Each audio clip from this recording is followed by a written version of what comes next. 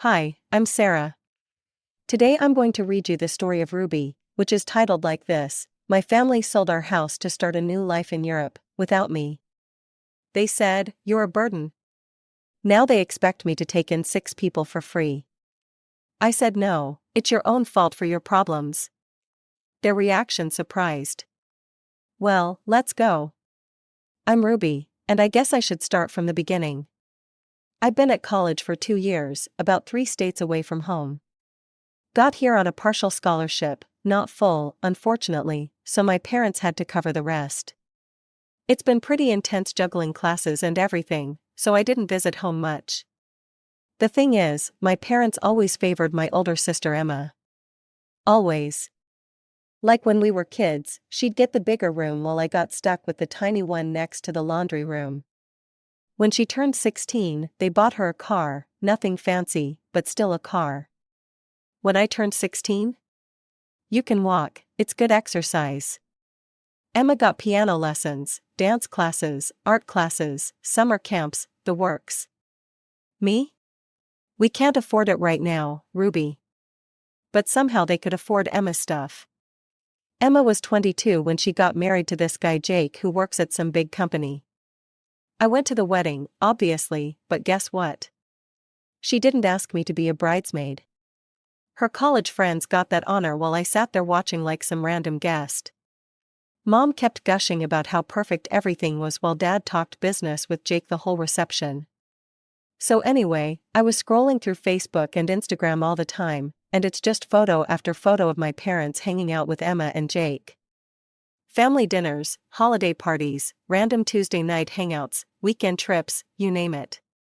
My mom was constantly posting stuff like "so blessed to have such wonderful kids" with pictures of Emma and Jake. Notice how she said kids plural but only shows one kid? Yeah, that stung every single time. Meanwhile, my parents barely called me. Maybe once every few weeks, and when they do, it's never about me. Oh Ruby, you should hear about Jake's promotion, where Emma and Jake are looking at houses in the nice part of town, where Jake got another bonus, he's so smart with money. Never "how are your classes going?" or "are you eating enough?" or "do you need anything?" Just Jake this, Jake that, like he was their real son and I was just some afterthought. I got used to it though. Honestly, I barely noticed anymore because I was so busy with school and work.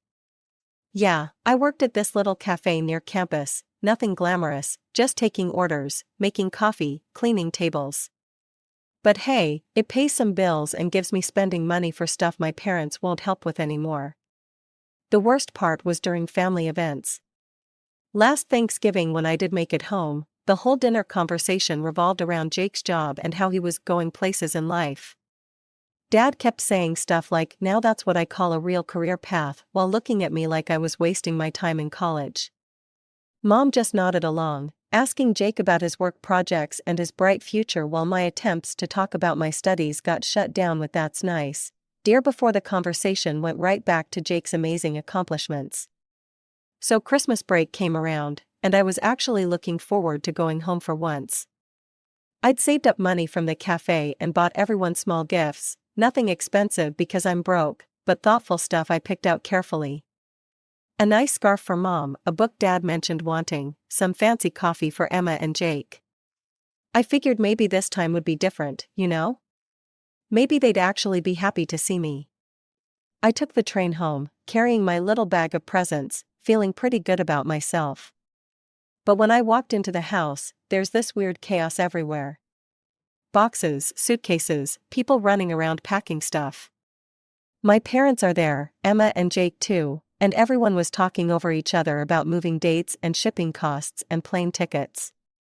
Nobody even really acknowledged me walking in. Dad just grunted, "Oh, Ruby's here," without looking up from some paperwork. Mom waved vaguely in my direction while folding clothes into a suitcase. "What's going on?" I asked, standing there with my bag of gifts like an idiot. "Don't bother us right now, Ruby," Mom said without even turning around. "We're trying to get everything organized for the move." Move, this was news to me. What move? Which street are you moving to? Everyone just stopped what they were doing and laughed. Like, actually laughed at me.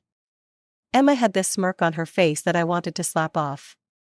Not which street, Ruby, Mom said, like I was 5 years old. Jake got an amazing offer from an international company in Italy. We're all moving to Europe together. I felt like someone had punched me in the gut. We're all moving? When were you planning to tell me? I need to start looking at colleges in Italy, figure out transfers, learn Italian maybe. The silence that followed was deafening. Everyone just stared at me like I'd said something insane. Then Dad spoke up, casual as anything, "You're not coming with us, Ruby." I stood there staring at my dad like he'd just spoken in a foreign language. "What do you mean I'm not coming? I'm your daughter too." Mom finally turned around, and the look on her face was so cold it made my blood freeze. "Ruby, you're 20 years old. You're an adult now, adults handle their own problems.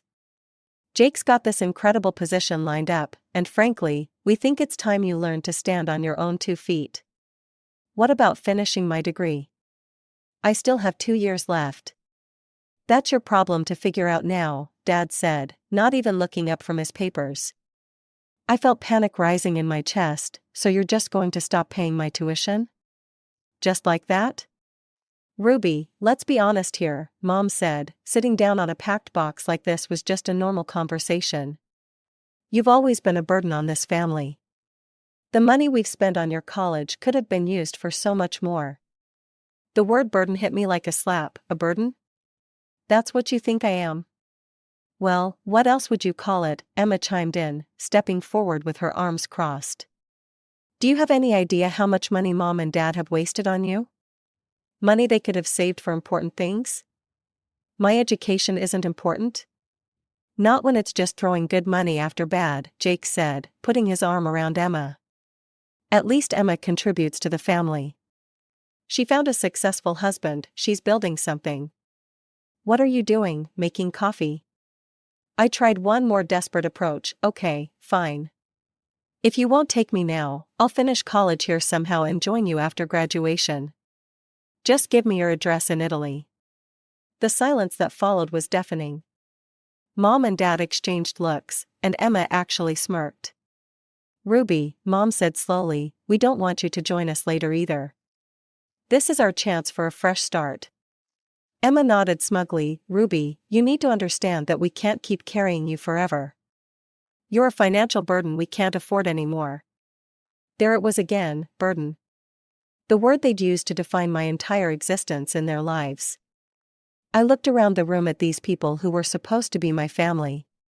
Mom was already back to folding clothes like I wasn't even there. Dad was shuffling through his papers. Emma and Jake were whispering to each other about packing lists. I walked over to the Christmas tree in the corner, all decorated and cheerful, and put down the bag of presents I'd been clutching. Nobody even noticed. 20 years of being their daughter, and it ended with being called a burden and told to figure it out myself. I walked out of that house without another word. Nobody called after me. Nobody followed me to the door. Nobody even said goodbye. The train ride back to college was a blur. I kept replaying their words over and over. Burden, difficult, we don't want you. By the time I got back to my dorm, I was numb. Campus was completely empty. Everyone had gone home for Christmas break. My room felt like a tomb, just me, my textbooks, and the crushing reality that I was truly alone now. I spent Christmas Day eating ramen noodles and cheap cookies I bought from the vending machine. No family dinner, no presents, no phone calls. The morning after Christmas, I forced myself to think practically.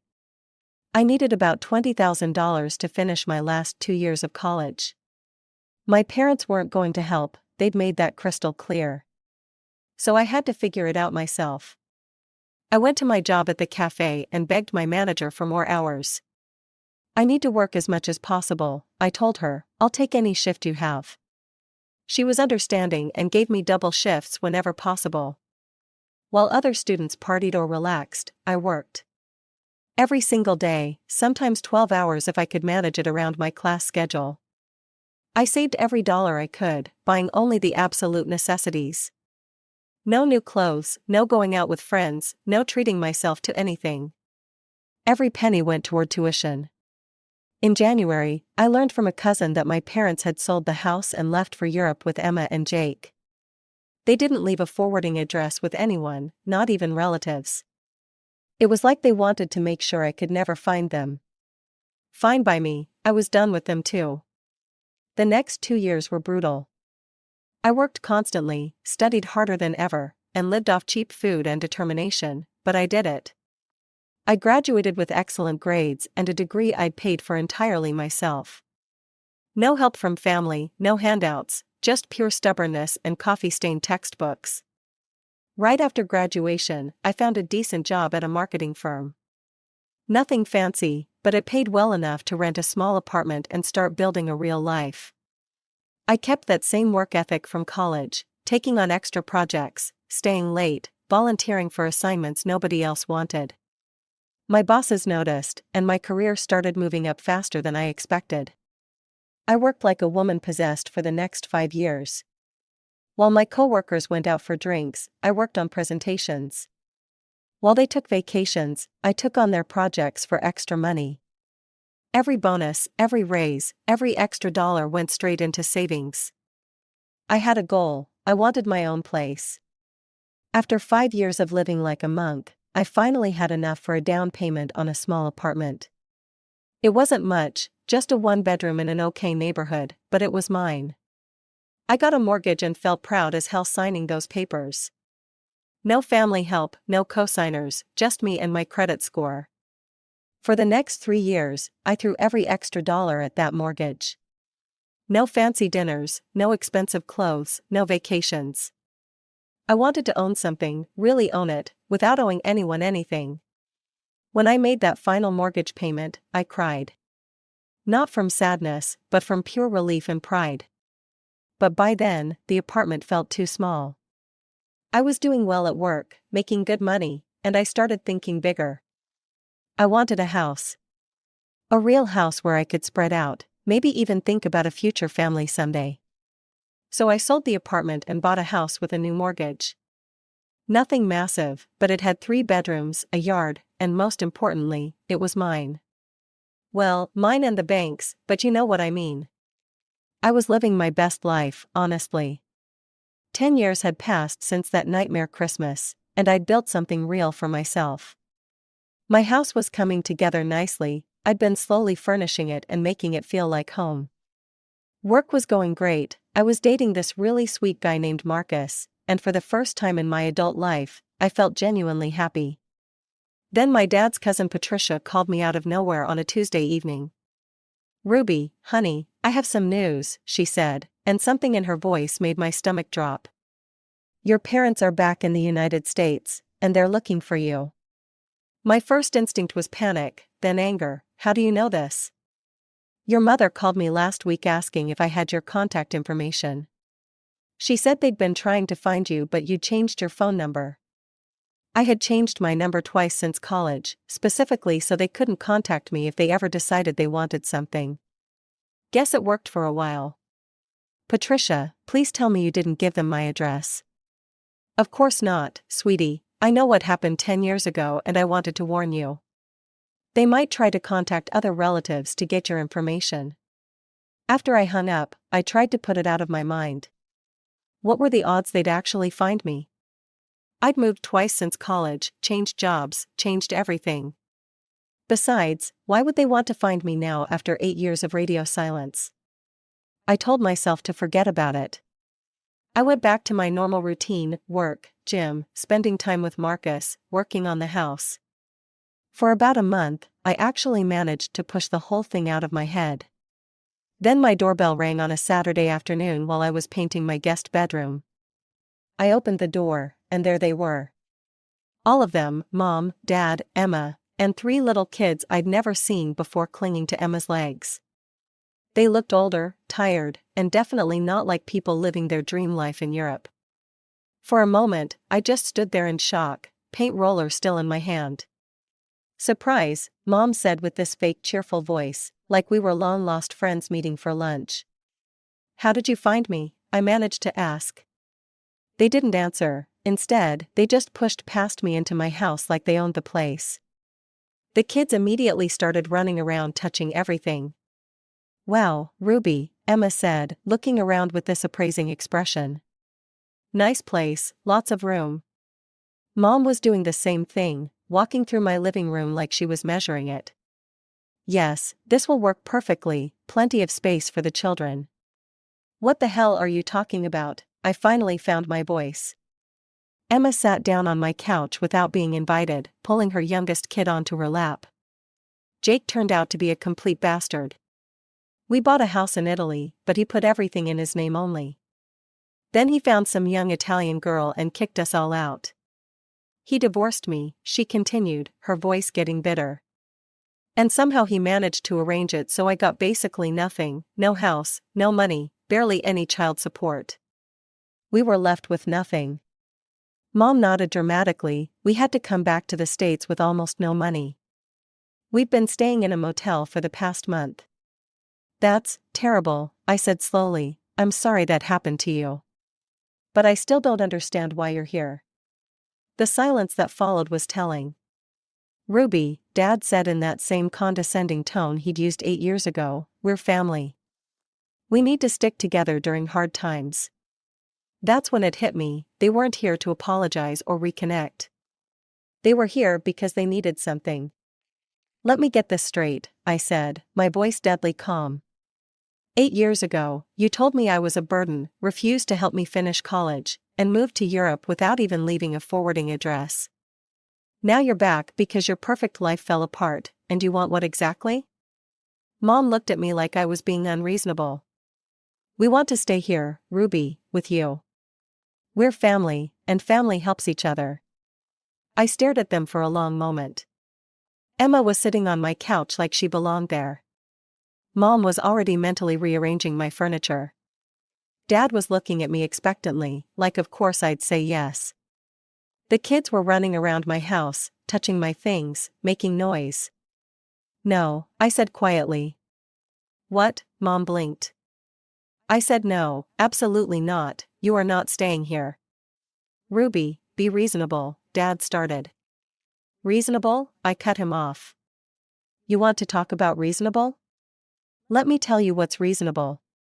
Reasonable is remembering that 10 years ago, when I begged you not to abandon me, you told me to handle my own problems because I was an adult. Well, guess what? You're all adults too, handle your own problems." Emma's face turned red. "Ruby, you can't be serious, we have children. You should have thought about that before you put everything in Jake's name. You should have thought about that before you burned bridges with the only family member who might have actually helped you. You're being selfish," Mom snapped, her fake cheerfulness finally cracking. "We raised you, we gave you everything." "Everything? You gave me nothing. I paid for my own college, bought my own apartment, bought this house. Everything I have, I earned myself while you were living it up in Italy." The room went quiet except for the kids whimpering. They could sense the tension. "Ruby," Dad said in that manipulative tone I remembered from childhood, "surely you can find it in your heart to forgive us. Family is family." I looked at each of their faces. Still entitled, still expecting me to fix their problems while taking no responsibility for their own actions. "You know what?" I said, walking to the front door and opening it. "You're right, family is family. And you made it very clear 10 years ago that I'm not part of yours."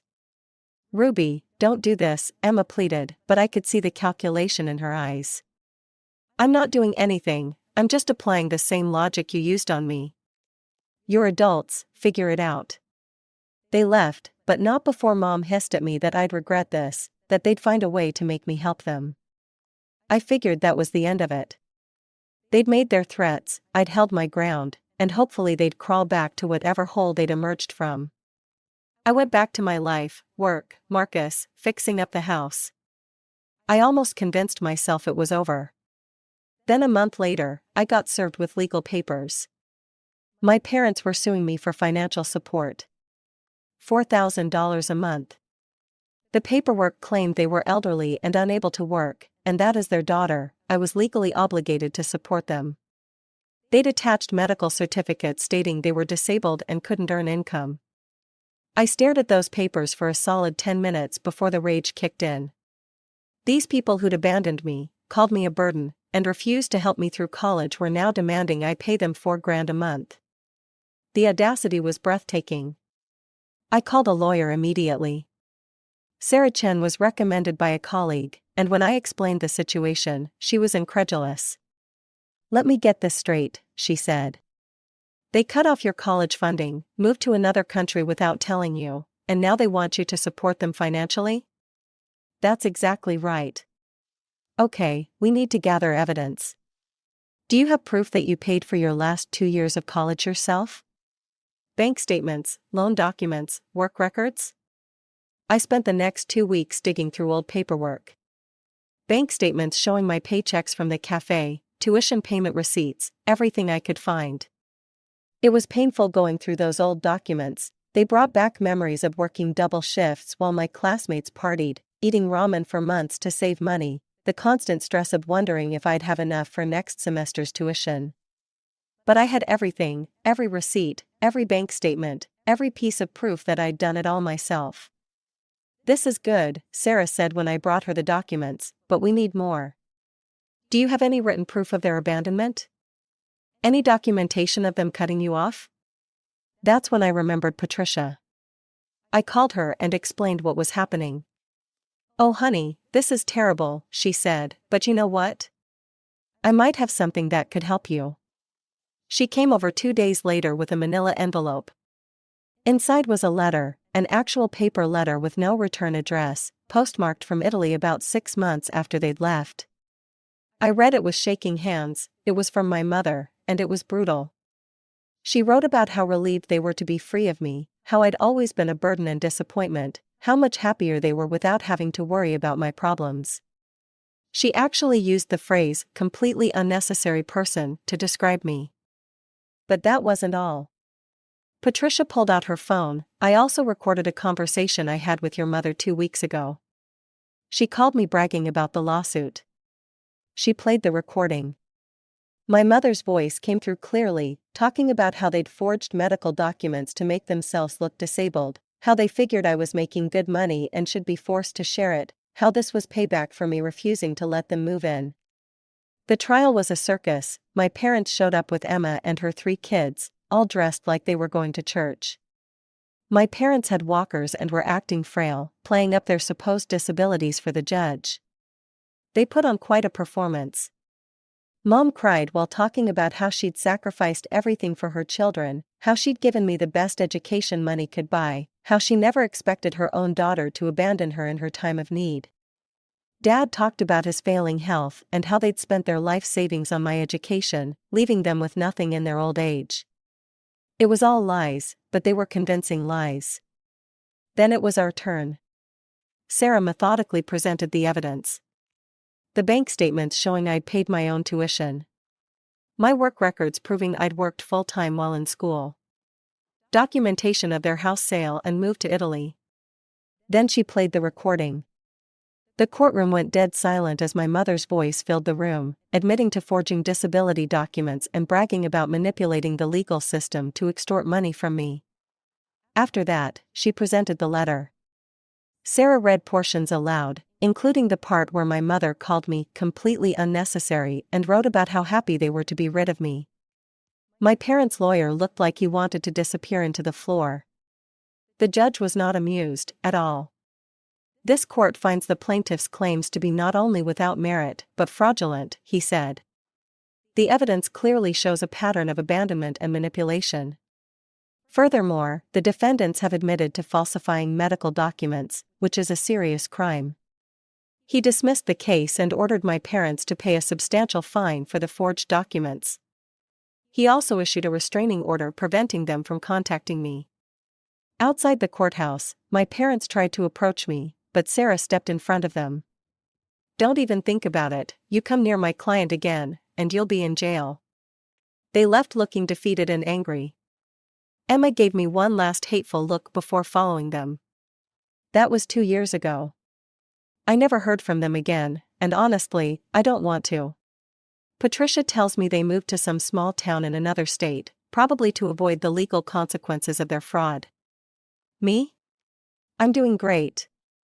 Marcus and I got married last year. He was incredibly supportive through the whole legal mess.